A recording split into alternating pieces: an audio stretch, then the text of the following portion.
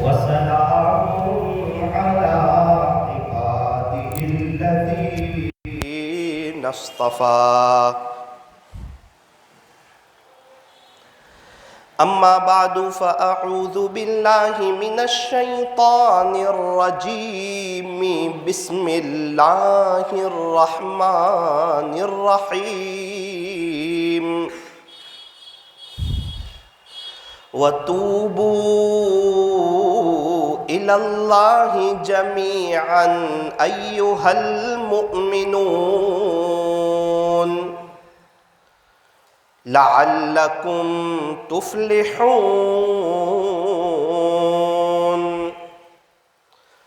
صدق الله مولانا العظيم.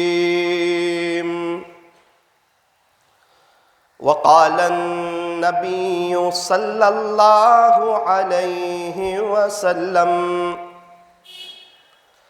التائب حبيب الله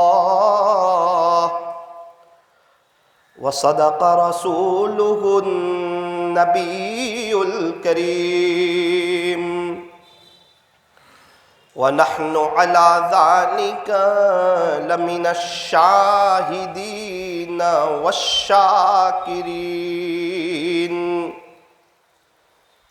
والحمد لله رب العالمين.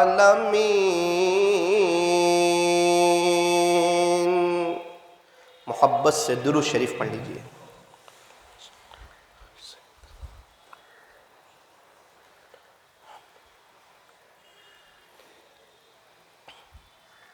بزرگان محترم اور عزیز نوجوانوں، اگر کوئی شخص بڑے پیمانے پر آخرت کی تیاری کرنا چاہتا ہے، کسی کی سوچ ہی یہ ہے کہ میں آخرت بنا لوں، اپنے اللہ کو، خالق کو، مالک کو، پالنہار کو میں راضی کر لوں اور اسی کو راضی کر کے میں دنیا سے چلا جاؤں. اگر کسی شخص کی یہ سوچ ہے تو یہ عاجز اس کو سلام پیش کرتا ہے. بڑی مبارک سوچ ہے. انشاءاللہ آپ کی مقدر کی روزی تو آپ کو ملے گی، لیکن اگر سوچ یہ ہے اور فکر یہ ہے اور عمل اگر اسی کے مطابق ہے تو پھر روزی عافیت کے ساتھ ملے گی، ٹکڑے ٹکڑے نہیں ملے گی، پھیلی ہوئی نہیں ملے گی، اکٹھی ملے گی اور برکتوں کے ساتھ ملے گی، عافیت کے ساتھ ملے گی. ڈاکٹروں کے اور عاملوں کے چکروں سے بچ کر کے ملے گی، بیوی اور بچوں کی آنکھوں کی ٹھنڈک کے ساتھ ملے گی، سکون اور اطمینان اور امن و امان کے ساتھ ملے گی. مقدر کی روزی اس وقت بھی ملے گی جبکہ پورے دل دماغ پر آخرت سوار ہو. مقدر کی روزی اس وقت بھی ملے گی. اور اگر دل دماغ پر آخرت سوار نہیں ہے بلکہ دنیا سوار ہے، پیسہ سوار ہے، دنیا میں نامچین ہو جانا یہ سوار ہے کہ نام ہو جائے، جی عزت ہو جائے، شہرت ہو جائے، دولت ہو جائے، بچے ہمارے ویل سیٹ ہو جائے، ہم بھی خوشحال ہو، ہمارا بنگلہ ہو، ہمارے بچے بھی انگریزی داں ہو، انگریزی کے جانکار ہو، تاکہ دنیا والے انہیں ناسمجھ نہ کہیں، سمجھدار ہو. پھر بڑے ہوں تو ماشاءاللہ تندرست بھی ہوں اور ان کی شادی بھی اچھی جگہ ہو جائے، ان کا اپنا گھر ہو جائے، پرائیویٹ گھر، پرائیویٹ مکان، پرائیویٹ کار، سب لگزری سسٹم ہو جائے. اگر دماغ پر صرف یہ سوار ہے آخرت کو چھوڑ کر کے تو مقدر کی روزی اس وقت بھی ملے گی. ملے گا تو اتنا ہی جتنا تقدیر میں لکھا ہے، چاہے سوچ آخرت کی ہو یا دنیا کی ہو. دنیا کے پیچھے بھاگنے والا ہر کوئی مالدار نہیں بنتا، اور دین کے پیچھے بھاگنے والا ہر کوئی دیندار بن جاتا ہے۔ اگر کوئی دین کے پیچھے بھاگے گا، اللہ کے حکم پر چلے گا اور شریعت اور سنت کے مطابق اپنی زندگی کو گزارے گا تو دیندار بنے گا، دنیا بھی قدموں میں آئے گی، اللہ اس کی آخرت بھی سنوارے گا۔ مقدر کی روزی اس وقت بھی ملے گی جب دل دماغ پر دنیا چھائی ہوئی ہوگی، لیکن بکھری ہوئی ملے گی۔ ایک مرغی کو دانے کھانے، تھوڑے دانے یہاں پر ہے، تھوڑے وہاں پر ہے، تھوڑے وہاں پر ہے، تو پتا چلا کہ مرغی کا رزق پھیل گیا ہے، تھوڑی یہاں سے کھا رہی ہے، تھوڑا یہاں سے، تھوڑا یہاں سے، کھا تو اتنا ہی رہی ہے جتنا مقدر میں لکھا ہے۔ تو اگر اللہ کا نافرمان ہوگا، اللہ اس کی رزق کو بکھیر دے گا۔ روزی مقدر کی ملے گی، پریشانی کے ساتھ ملے گی، تکلیف کے ساتھ ملے گی، بے چینی کے ساتھ ملے گی، زیادہ تر ڈاکٹروں کے اور عاملوں کے چکر کاٹتے کاٹتے ملے گی، اور بیوی اور بچوں کا درد سر بن کر کے ملے گی، گھر میں بھی بے چینی، دکان میں بھی بے چینی، سڑکوں پر بھی بے چینی، پھر اپنی بے چینی کے تذکرے اپنے دوستوں سے کرتا جائے گا جو غیبت میں شمار ہوگا، اور مصیبت جو ہے، وہ پریشانی جو ہے، وہ تذکرہ کرنے سے بڑھ جاتی ہے اور صبر کرنے سے ختم ہو جاتی ہے، کیونکہ اللہ صبر کرنے والوں کے ساتھ ہے۔ یہ اللہ کا قرآن کہتا ہے، ان اللہ مع الصابرین، یہ اللہ کے قرآن کا صاف اور صریح اعلان ہے کہ بے شک تیرا اللہ جو ہے وہ صبر کرنے والوں کے ساتھ ہے۔ اللہ کس سے پیار کرتا ہے؟ فرمایا تیرا رب جو ہے وہ صبر کرنے والوں سے پیار کرتا ہے، محبت کرتا ہے۔ واللہ یحب الصابرین، صبر کرنے والے اللہ کو پسند ہے، اللہ ان سے محبت کرتے ہیں۔ کس سے؟ فرمایا کہ صبر کرنے والوں سے۔ اللہ کو اور کون پسند آتا ہے؟ فرمایا احسان کرنے والے، لوگوں کی مدد کر رہے ہیں، غریبوں کو کھلا رہے ہیں، یتیموں کی مدد کر رہے ہیں، بیواؤں کی مدد کر رہے ہیں، پریشان حال لوگوں کی مدد کر رہے ہیں، اور اپنے رشتہ داروں پر اور اپنے ذی قرابت والوں پر اور ذی رحم والوں پر اور آس پاس والوں پر فرمایا کہ وہ خرچ کر رہے ہیں اور اپنی دنیا سے اپنی آخرت کو بنا رہے ہیں، ان پر احسان کر رہے ہیں، یا تو گشتوں میں جا کر، ملاقاتوں میں جا کر، اللہ کے راستے میں جا کر ان کی آخرت کی فکر کر رہے ہیں، یا چندے لینے کے ذریعے مسلمانوں کے بچوں کی فکر کر رہے ہیں۔ سارے دکاندار کو اپنے بچوں کی فکر ہے، یہ مدارس کے جو سفراء ہیں انہیں مسلمانوں کے بچوں کی فکر ہے۔ یہ سارے جو حضرات ہیں جو احسان کا کام کر رہے ہیں، یوں فرمایا ایسے احسان کرنے والے یہ بھی اللہ کو پسند ہے۔ واللہ یحب المحسنین، تیرا اللہ جو ہے نا وہ احسان کرنے والوں کو پسند کرتا ہے۔ اور ہم میں سے ہر کوئی چاہتا ہے کہ میرے دل میں اللہ کی محبت بڑھ جائے اور اللہ مجھ سے محبت کرے۔ ایک سوال ہوتا ہے، کیا کوئی ایسا عمل، ایسا وظیفہ اور ایسا فارمولہ ایسا کوئی ہے کہ جس سے اللہ خود محبت کرے؟ ایک تو یہ ہے کہ ہم اللہ سے محبت کریں، اور دوسرا یہ کہ اللہ خود ہم سے محبت کرنے لگے۔ فرمایا ایسا کوئی وظیفہ ہے؟ فرمایا ہاں۔ ایک تو یہ کہ وہ وظیفہ میں بتاؤں، ایک تو یہ ہے کہ وہ وظیفہ اللہ کا قرآن بتائے۔ فَاتَّبِعُونِي، اللہ کا قرآن کہتا ہے کہ پیارے نبی کی پیروی کرو، سنتوں پر چلو، تم کیا اللہ سے محبت کرو گے؟ یحببکم اللہ، وہ اللہ تم سے خود پیار کرنے لگے گا۔ وظیفے بہت ہے، عمل بہت ہے، اللہ تک پہنچنے کے راستے بہت ہے، تبلیغ سے بھی جا سکتا ہے، مدرسے کے راستے سے بھی جا سکتا ہے، خانقاہ کے راستے سے بھی جا سکتا ہے، مخلوق خدا کی خدمت کے راستے سے بھی جا سکتا ہے، لیکن یوں فرمایا کہ تو جس راستے پر ہو اگر بیچ میں حضور کے طریقے کو نہیں لائے گا تو اللہ تک نہیں جائے گا۔ چاہے تو پوری زندگی لگا دے یا پوری زندگی تو مخلوق خدا کی خدمت کر دے، حضور کی گلی سے گزرے بغیر تو اللہ تک نہیں پہنچے گا۔ یہ صاف اعلان اللہ کے قرآن کا ہے۔ یہ فرمان خدا ہے، لوگوں غور سے سن لو، نہیں جو مصطفیٰ کا وہ ہمارا ہو نہیں سکتا۔ یہ اللہ کا اعلان ہے، جب تک کوئی پیارے نبی کا نہ ہو وہاں تک اللہ کا نہیں ہوگا۔ نسبت مصطفیٰ بھی بڑی عجیب چیز ہے، جس کو نسبت نہیں اس کی عزت نہیں، جس کو نسبت نہیں اس کی عزت نہیں۔ خود خدا نے نبی سے فرما دیا کہ پیارے نبی جی جو تمہارا نہیں وہ ہمارا نہیں۔ صحابہ کو یہ پتا تھا کہ حضور کی گلی سے گزرے بغیر، نبی کے طریقوں پر چلے بغیر ہم اللہ تک نہیں پہنچ سکتے، اور سارے اللہ والوں کو یہ پتا تھا۔ اللہ والوں کو اللہ والا جو بنایا وہ اتباع سنت نے بنایا۔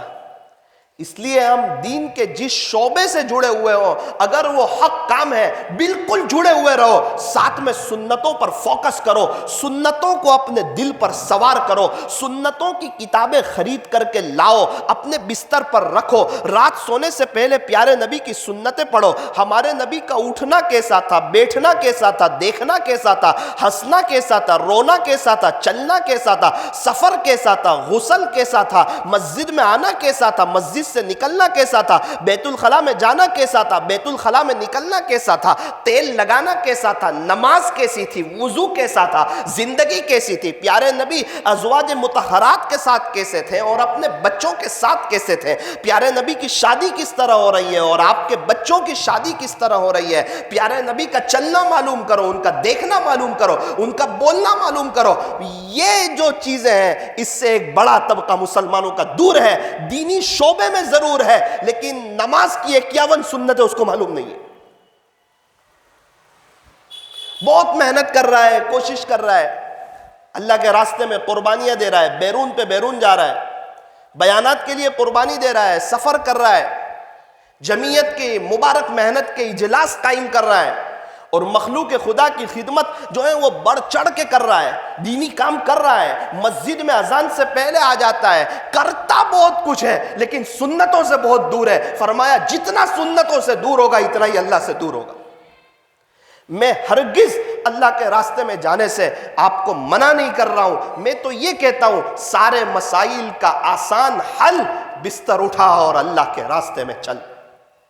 اللہ کے راستے سے نہیں روک رہا، آپ کو جمعیت کی مبارک محنت سے نہیں روک رہا، آپ کو مدارس کی محنت سے نہیں روک رہا، پڑھنے پڑھانے سے نہیں روک رہا، مدارس کے لیے چندہ کرنے سے نہیں روک رہا، لیکن یہ سب کام میں لگنے کے باوجود، اور لوگ ہمیں دیندار سمجھتے ہیں، اس کے باوجود ہم دین پر چلنا چاہتے ہیں، اس کے باوجود یہ جو سنت سے ہماری دوری ہے اور اس کے باوجود اپنے آپ کو نیک سمجھ لینا ہے، یہ عاجز اس سے منع کرتا ہے کہ ابھی تو نماز کی 51 سنت معلوم نہیں، مسجد میں آنے کی 5 سنتیں معلوم نہیں، مسجد سے نکلنے کی سنت معلوم نہیں، پیارے نبی کے سر میں تیل لگانے کا طریقہ معلوم نہیں، غسل کی سنتیں معلوم نہیں، موٹی موٹی وضو کی 17 سے 18 سنتیں وہ معلوم نہیں، پانی پینے کی 6 سنتیں وہ معلوم نہیں، صبح اٹھنے کی جو 6-7 سنتیں وہ معلوم نہیں، رات سونے کی جو 7-8 سنتیں وہ معلوم نہیں، ہمارے نبی کا سونا کیسا تھا، اٹھنا کیسا تھا یہ معلوم نہیں، تو میرے عزیزوں پھر اپنے آپ کو سب سے بڑا گنہگار سمجھ لو، اور بیان کے بعد جاؤ کتب خانے پر اور پیارے نبی کی پیاری سنتیں، علیکم بسنتی اسوہ رسول اکرم صلی اللہ علیہ وسلم، اور کھولو موبائل پر حضرت پیر ذوالفقار صاحب کے بیانات جو سنتوں پر ہے وہ سنو اور اپنی زندگی کو میچ کرو۔ کیا میری زندگی نبی کی زندگی سے میچ کھا رہی ہے؟ جتنی میچ کھائے گی اتنے ہی ہم اللہ کے محبوب ہو جائیں گے۔ تو میں وہ تذکرہ کر رہا تھا، یہ عرض کر رہا تھا اللہ تعالیٰ کن لوگوں سے محبت کرتے ہیں؟ شکر کرنے والوں سے محبت کرتے ہیں، صبر کرنے والوں سے محبت کرتے ہیں، احسان کرنے والوں سے محبت کرتے ہیں۔ اور احسان کرنے والوں کو ایک بات کہی، یا ایھا الذین آمنو، ہم کمزور ایمان والے، لیکن اللہ تعالیٰ کا ہم پر بڑا احسان ہے کہ ہمیں ایمان والوں سے خطاب کرتے ہیں۔ اور یہ اللہ تعالیٰ کا خط ہے کہ ایک بندے کے نام، یا ایھا الذین آمنو، اے ایمان والو، لا تبطلوا صدقاتکم بالمن والاذی، تم اپنے صدقات اور خیرات کو سامنے والے پر احسان جتلا کر یا تکلیف دے کر برباد نہ کرو۔ تم جس کو زکوٰۃ دے رہے ہو یہ نہ سوچو کہ وہ ہمارا شکریہ ادا کرے، بلکہ ہم اس کا شکریہ ادا کریں کہ میرے عزیز میرے اوپر یہ زکوٰۃ نکالنا فرض تھی، تیرا احسان ہے کہ تو نے قبول کر کر ایک فرض سے مجھے سبکدوش کر دیا۔ اس کا احسان سمجھے کہ وہ لے رہا ہے، اپنا احسان نہ سمجھے کہ ہم دے رہے ہیں۔ اور جو خرچ کرنے کی جو باری آتی ہے نا، اللہ تعالیٰ عجیب بات ارشاد فرماتے ہیں، عجیب اور غریب جملہ، وَمِمَّا رَزَقْنَاهُمْ يُنْفِقُونَ، متقی لوگ کیا کرتے ہیں؟ فرمایا کہ ہم نے ان کو جو کچھ رزق دیا ہے اس میں سے وہ خرچ کرتے ہیں۔ اللہ اکبر۔ اللہ نے یوں نہیں کہا کہ یہ لوگ جو کماتے ہیں نا اس میں سے خرچ کرتے ہیں، یا ان کے پاس جو پراپرٹی ہے نا اس میں سے خرچ کرتے ہیں، یا ان کی جو بینک بیلنس ہے نا اس میں سے خرچ کرتے ہیں، یا انہوں نے بزنس میں بہت دھیان لگایا، دل لگایا اور بڑی محنت سے پیسہ جمع کیا، اس میں سے خرچ کرتے ہیں۔ اللہ اس جملے کو ارشاد نہیں فرما رہے، بلکہ اللہ فرماتے ہیں وَمِمَّا رَزَقْنَاهُمْ، ہم نے انہیں جو کچھ رزق دیا ہے۔ اس سے پتہ چلا کہ رزق عقل سے نہیں آتا، سمجھ سے نہیں آتا، سوچ سے نہیں آتا، ہمارے پاس جو کچھ رزق ہے وہ اللہ کا دیا ہوا ہے، اللہ کا دیا ہوا ہے۔ ایک بڑا طبقہ کہتا ہے کہ میں اپنے بچوں کو کھلاتا ہوں، میرے عزیز بہت سے دنیا میں بچے وہ ہیں جن کے ابا نہیں ہیں، انہیں بھی اللہ ہی کھلاتا ہے۔ میں اپنی بیوی کو کھلاتا ہوں، نہ بہت سی بیویاں ہیں جو بیوہ ہو چکی ہیں، ان کے شوہر قبرستان کی زینت بن چکے ہیں، انہیں بھی اللہ ہی کھلاتا ہے۔ تو نہ ماں باپ یہ سمجھے کہ میں اپنے بچوں کو صرف کھلاتا ہوں، نہ بچے یہ سمجھے کہ میں اپنی فیملی کو کھلاتا ہوں۔ اگر یہ سوچ رہی تو پھر گھر والوں کا ایمان نہیں بنے گا، نظر شوہر پہ جمے گی، نظر باپ پہ جمے گی۔ بیوی کو خرچی دے رہے ہیں اور کہہ رہے ہیں میری بیوی یہ اللہ نے تجھے دی ہے۔ ارے یہ تو آپ دے رہے ہیں، کہ دنیا میں جن کے شوہر نہیں ان کو کون دیتا ہے؟ اللہ دیتا ہے نا، یہ تجھے اللہ ہی دے رہا ہے، اور تو فکر مت کرنا، انشاءاللہ میرا جنازہ اٹھے گا نا جب بھی تک وہ اللہ ہی دے گا، تو وہ اللہ کا شکریہ ادا کرے گی، اللہ سے مانگے گی، ورنہ قدم قدم پر آپ سے مانگے گی اور آپ کا شکریہ ادا کرے گی۔ اور اگر اس نے تھوڑا سا سامنے بول دیا اور ناشکری کی نا تو غصہ آ جائے گا کہ میں نے آج صبح میں پیسے دیے اور شام کو بول رہی ہے یہ میں نے دیے، اگر سوچے گا نا تو غصہ آئے گا۔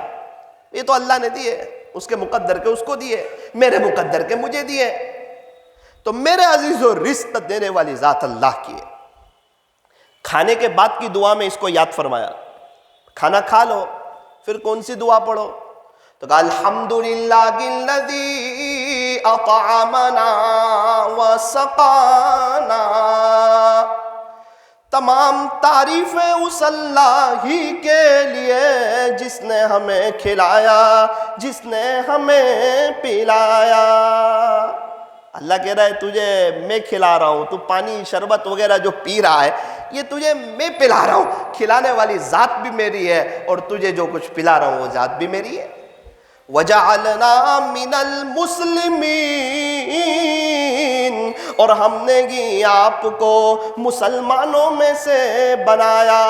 تو مسلمان ہے، اس میں تیرا کوئی کمال نہیں، یہ تو تیرے اللہ کا احسان ہے کہ اس نے تجھے مسلمانوں میں سے بنایا۔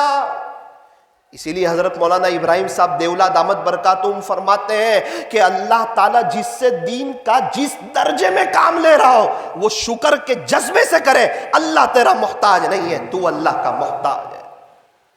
وہ تکبر نہ کریں، وہ فخر نہ کریں، وہ بڑے بول نہ بولیں، وہ اپنے آپ کو نیک نہ سمجھیں، وہ اپنے آپ کو دیندار نہ سمجھیں، بلکہ اپنے آپ کو سب سے بڑا گنہگار اور پاپی سمجھیں.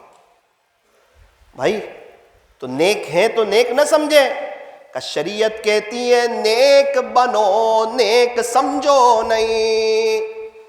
بننا الگ چیز ہے، سمجھنا الگ چیز ہے. اگر نیک سمجھ لے گا تو تکبر آ جائے گا، سب کی حقارت آ جائے گی. پھر ایسا نیک بنے گا کہ سب برے لگیں گے اپنے علاوہ، اور خدا کی نظر میں سب اچھے ہوں گے تیرے علاوہ. ایسا نیک بن جائے گا، پوری آخرت برباد ہو جائے گی. موت کے وقت کلمے کا ملنا مشکل ہو جائے گا. ہر ایک کے عیب شیطان کھول کھول کے سامنے لائے گا. تو تو نیک ہے. اس لیے فرمایا شریعت کہتی ہے نیک بنو نیک سمجھو نہیں. متقی بنو، تقوی اختیار کرو، اپنے آپ کو متقی سمجھو نہیں. واللہ علیم بالمتقین، تیرا اللہ جو ہے وہ متقیوں کو جانتا ہے. یوں کہا تو اپنے بارے میں مت کہ میں تو بہت بڑا اللہ والا ہوں اور میں تو بہت نیک ہو چکا ہوں اور میں تو گناہوں سے بچ رہا ہوں. فلا تزکوا انفسکم هو اعلم بمن اتقى، وہ تو تیرا اللہ جانتا ہے کہ کس میں تقوی موجود ہے. اور یہ بھی صاف اعلان کر دیا کہ تقوی اختیار کرنا ہے، تقوی حاصل کرنا ہے. اگر اللہ کے دوست بننا چاہتے ہیں تو ذرا دھیان سے سننا، کان کھول کر سننا. جب تک تم متقی نہیں بنو گے وہاں تک تم اللہ کے ولی نہیں بنو گے. اس کا بھی اللہ قرآن میں اعلان کرتا ہے. اللہ کا قرآن اس کو ذکر کرتا ہے، ان اولیاءہ الا المتقون، کہ اس کے ولی وہی ہوتے ہیں جو متقی ہوتے ہیں. اللہ کے ولی کون؟ فرمایا کہ تقوی والے، لکھوے والے نہیں. جس کی جلوت کچھ اور ہو، خلوت کچھ اور ہو، فرمایا وہ اللہ والا نہیں ہو سکتا.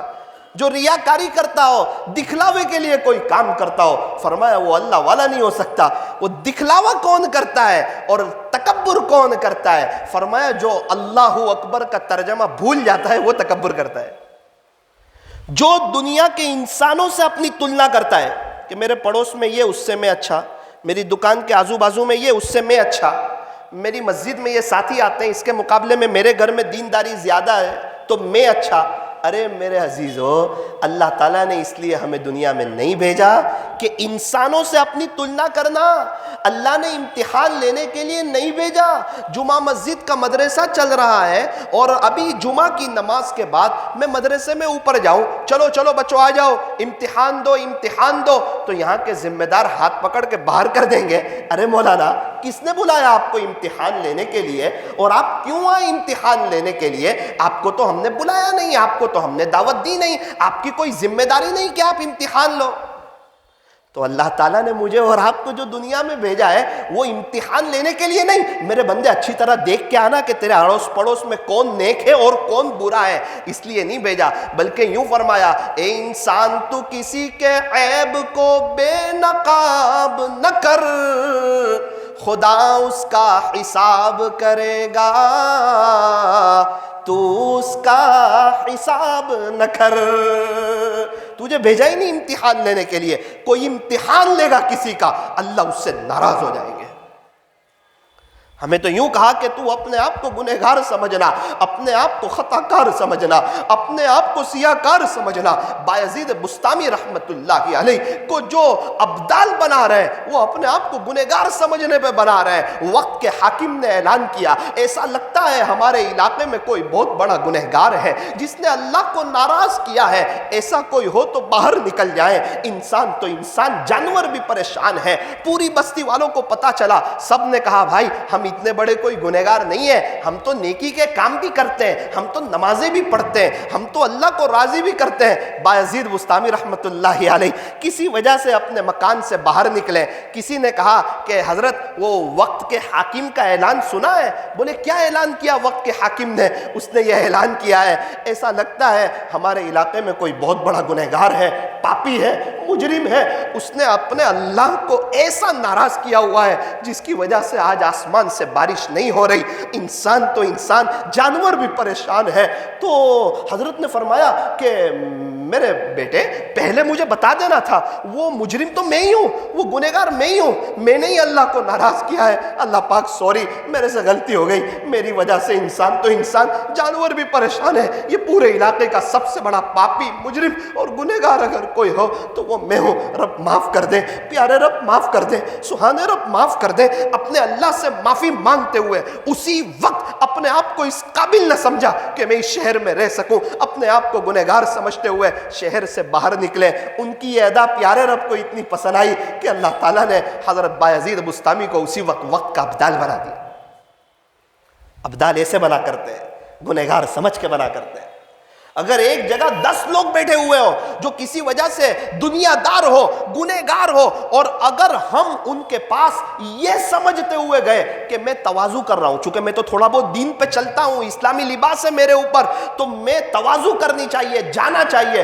اگر کوئی تواضع کر کے اپنے آپ کو متواضع سمجھ کے, اپنے آپ کو تواضع کرنے والا سمجھ کے اگر ان کے پاس گیا, شریعت یوں کہتی ہے کہ یہ سب سے بڑا متکبر ہے, تکبر کرنے والا ہے. چونکہ اللہ تعالیٰ ہماری صورتوں کو نہیں دیکھتے, اللہ تعالیٰ ہمارے مال کو نہیں دیکھتے. ان اللہ لا ينظر الى صورکم و اموالکم, بے شک اللہ تبارک و تعالیٰ تمہاری صورتوں کو نہیں دیکھتے اور تمہارے مال کو نہیں دیکھتے. ولکن ينظر الى قلوبکم و اعمالکم, تیرا اللہ تو تمہارے دلوں کو دیکھتا ہے اور تمہارے اعمال کو دیکھتا ہے. اللہ پاک صورتوں کو نہیں دیکھتے, اللہ پاک مال کو نہیں دیکھتے, اللہ تعالیٰ تو دلوں کو دیکھتے ہیں, اعمال کو دیکھتے ہیں. تو اللہ تعالیٰ تو دل کو دیکھتے ہیں. تو اس کا یہ مطلب ہوا کہ یہ آدمی وہ 10 کے پاس جو جا رہا ہے وہ دل سے اپنے آپ کو ان 10 سے بہتر سمجھ رہا ہے. اس کا دل کہتا ہے کہ تو تواضع اختیار کر کیونکہ تو یہ 10 سے بہتر ہے. فرمایا یہ تکبر کر رہا ہے. ذرا پیارے نبی کی زبانی سن لیجئے, جس کے دل میں ذرہ برابر بھی تکبر ہوگا وہ جنت میں داخل نہیں ہوگا. یہ آقا کا ارشاد. جب تک یا تو اللہ اس کو معاف نہ کر دے یا اپنی سزا نہ بھگت لے. پیارے نبی کی سچی زبان مبارک کا ارشاد ہے, جس کے دل میں ذرہ برابر, ذرہ بہت چھوٹی چیز کو کہتے ہیں, بہت چھوٹی چیز کو, جس کے دل میں ذرہ برابر بھی تکبر ہوگا وہ جنت میں داخل نہیں. آج انسان مطمئن ہے کہ اپنے نیک ہے. میرے عزیز, نیک بننا ہے, سمجھنا نہیں. دین پہ چلنا ہے, دیندار سمجھنا نہیں. تقوی کو اپنانا ہے, تقوی کا نشہ اتارنا نہیں ہے کہ میں تقوی والا ہوں. اللہ والا بننا ہے, اللہ والا سمجھنا نہیں ہے. عالم بننا ہے, عالم سمجھنا نہیں ہے. ایک آدمی عالم بن گیا, اپنے آپ کو عالم سمجھتا ہے. فون پہ کون بول رہے ہیں؟ مولانا بول رہے ہیں. ارے کیا مولانا بول رہے ہیں؟ بول ثاقب بول رہا ہوں. تو سامنے والے مولانا, ہاں وہ ان کا اپنی ذمہ داری ہے, ورنہ تیری سوچ تو یہ ہو کہ میں بڑا گنہگار ہوں.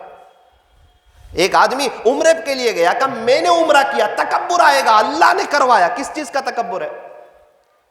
میں نے 40 چلے لگائے, تکبر آئے گا. اللہ نے لگوا دیے, اس کے کرم سے تکبر نہیں آئے گا. نسبت اللہ کی طرف کر دو, اللہ نے کروایا, اللہ نے توفیق دی. آپ نے لاک ڈاؤن میں بڑا خرچ کیا, وہ اللہ نے کروایا, اللہ کی توفیق سے. ورنہ کئی لوگوں کو تو کورونا میں اٹھا لیا, چاہتا تو مجھے بھی اٹھا لیتا. وہ اللہ میرا محتاج نہیں, میں اللہ کا محتاج ہوں.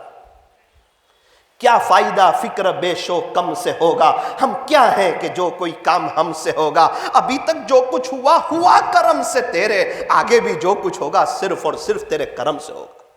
کیا دین کا کام آج سے ہماری پیدائش سے پہلے نہیں چل رہا تھا؟ کیا ہم سے ہمارے پیدائش سے پہلے لوگ اللہ والے نہیں تھے, لوگ نیک نہیں تھے, لوگ نمازی نہیں تھے؟ کیا ہمارے انتقال کے بعد کیا اللہ کے دین کا کام بند ہو جائے گا؟ گشت بند ہو جائے گا، ملاقاتیں بند ہو جائے گی، جماعتوں کا خروج بند ہو جائے گا؟ ہمارے اکابرین کے دنیا سے جانے کے بعد کیا یہ نقل و حرکت بند ہو جائے گی؟ فرمایا اللہ پہلے بھی تیرا محتاج نہیں تھا اور تیرے بعد بھی تیرا محتاج نہیں ہے۔ وقت کا بادشاہ اگر کسی کو یوں کہہ دے کہ چل بیٹا پانی پلا دے، اس کو چاہیے فخر نہ کرے میں نے بادشاہ کو پانی پلایا، نہ شکر کر بادشاہ نے تیری طرف اشارہ کیا، ورنہ ہزاروں لوگ تھے اور بادشاہ چاہتا تو کسی اور سے پانی پی لیتا۔ اس لیے میرے عزیزو اپنے آپ کو کسی اور سے نہ تولو، دنیا داروں سے نہ تولو۔ اگر تولنا ہی ہے تو شریعت کہتی ہے کہ دین کے معاملے میں اپنے سے اوپر والے کو دیکھو، اللہ والوں کو دیکھو، ہم سے زیادہ عبادت کرنے والے، ہم سے زیادہ وقت لگانے والے، ہم سے زیادہ قربانی دینے والے، ان کو دیکھو۔ میرے عزیزو اللہ تعالیٰ کب کسی کو معاف کر دے کچھ پتہ نہیں ہے، وہ بڑا بادشاہ ہے، وہ بڑا شہنشاہ ہے، کب معاف کر کے۔ بنی اسرائیل میں ایک شخص گزرا تھا کفل، جو تقریباً روزانہ زنا کرتا تھا، ایک رات زنا سے بچ گیا اور اللہ تعالیٰ سے ندامت کر لی۔ صبح میں لوگوں نے دیکھا اس کے گھر کے دروازے پہ لکھا تھا ان اللہ قد غفر للکفل، بے شک تیرا اللہ کفل کو معاف کر چکا۔ جنازے میں ایک بڑا مجمع تھا۔ کب اس کی رحمت کا دریا جوش میں آئے کچھ پتہ، کب معاف کر دے کچھ پتہ۔ مجھے ایک شخص نے بتایا کہ راندر میں ایک شخص تھے، شراب نوشی میں ان کی زندگی گزری تھی، پھر ایک وقت آیا توبہ کی اور اشراق میں سجدے کی حالت میں اللہ کو پیارے ہوئے۔ وہ بڑا بادشاہ ہے، کب کس کو نواز دے کچھ پتہ نہیں ہے۔ سفیان ثوری رحمت اللہ علیہ رات کو خواب دیکھ رہے ہیں اور خواب میں یوں کہا جا رہا ہے سفیان تو آرام کر رہا ہے، تیرے گھر کے بازو میں ایک اللہ کے ولی کا جنازہ تیار ہے۔ ایک دم چوک کے اٹھے، باہر جا کے دیکھا تو وہ تو شرابی کا جنازہ۔ سفیان ثوری رحمت اللہ علیہ تعجب میں رہ گئے، گھر والوں سے پوچھا انہی کا انتقال ہوا ہے یا کسی اور کا بھی انتقال ہوا؟ کہا نانا انتقال تو انہی کا ہوا ہے۔ پھر ان کے گھر والوں سے پوچھا ان کا کوئی خاص عمل؟ بولے خاص عمل تو کوئی نہیں ہے، شراب پیتے تھے، اللہ کو ناراض کرتے تھے۔ بولے نا میں نے خواب دیکھا ہے اور خواب میں مجھے یوں کہا ہے کہ یہ اللہ کے ولی کا جنازہ ہے۔ بیوی نے کہا ہاں حضرت ایک بات ہے، انتقال کا وقت آیا نا رو بہت رہے تھے، ندامت تھی، بار بار آسمان کی طرف دیکھتے تھے اور یوں کہتے تھے اے دنیا اور آخرت کے مالک اس شخص پر رحم فرما جس کے پاس نہ دنیا ہے نہ آخرت ہے۔ میں تو نہ دنیا کے بارے میں کچھ کر سکا نہ آخرت کے بارے میں کچھ کر سکا۔ حضرت نے فرمایا جس کا خلاصہ ایسا لگتا ہے آخری ندامت کی وجہ سے اللہ نے سارے گناہوں کو نیکیوں سے بدل دیا ہے۔ جب اللہ تعالیٰ کسی سے خوش ہوتے ہیں اس کو اپنے عیب نظر آنا شروع ہو جاتے ہیں، اپنے عیب نظر آنا اور دوسروں کی خوبیاں نظر آنا شروع ہو جاتی ہے۔ اگر یہ کیفیت ہے تو اللہ خوش ہے، اور جب اللہ تعالیٰ کسی سے ناراض ہوتے ہیں پھر اس کو دوسروں کے عیب نظر آتے ہیں اور اپنی اچھائیاں نظر آتی ہیں۔ دارالعلوم دیوبند کے استاد حضرت مولانا سلمان صاحب بجنوری دامت برکاتہم سورت تشریف لائے تھے۔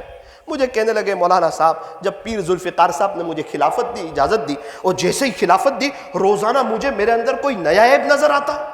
دارالعلوم دیوبند کے استاد اتنے بڑے اللہ والے، 7 سال کی عمر میں حافظ قرآن ہو گئے تھے، مولانا روزانہ مجھے میرے اندر کوئی نیا عیب نظر آتا۔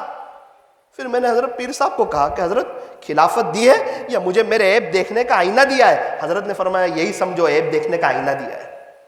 وہ اتنے بڑے اللہ والے، ان کو روزانہ اپنے عیب نظر آ رہے ہیں، اور ہمیں نماز کی 51 سنتیں معلوم نہیں اور ہمیں اپنے اندر کی خوبیاں نظر آ رہی ہے۔ کیوں دنیا کے انسانوں سے اپنا تلنا کر رہے ہیں؟ ارے اللہ کو یاد کرو، اللہ بڑے ہم چھوٹے، اللہ اکبر، سب سے بڑا کون؟ فرمایا اللہ۔ آج 31 دسمبر ہے، 3 سن ہوتے ہیں، ایک سن عیسوی ہوتا ہے، ایک سن نبوی ہوتا ہے اور ایک سن ہجری ہوتا ہے۔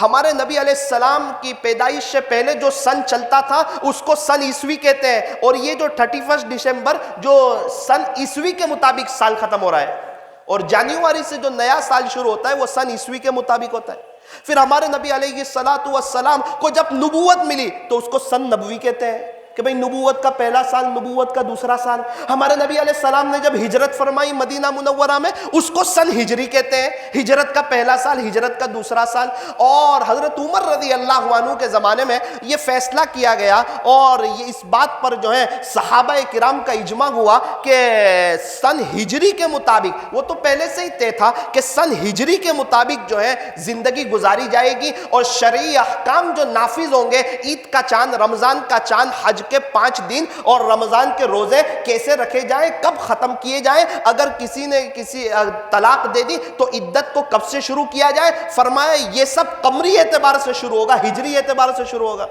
تو آج ہمارا سال ختم نہیں ہو رہا ہے، آج آئندہ کل ہمارا سال شروع نہیں ہوگا، آج تو سن عیسوی کے مطابق سال ختم ہو رہا ہے، ہمارا سال تو ذی الحجہ میں ختم ہوتا ہے اور ہمارا سال تو محرم سے شروع ہوتا ہے۔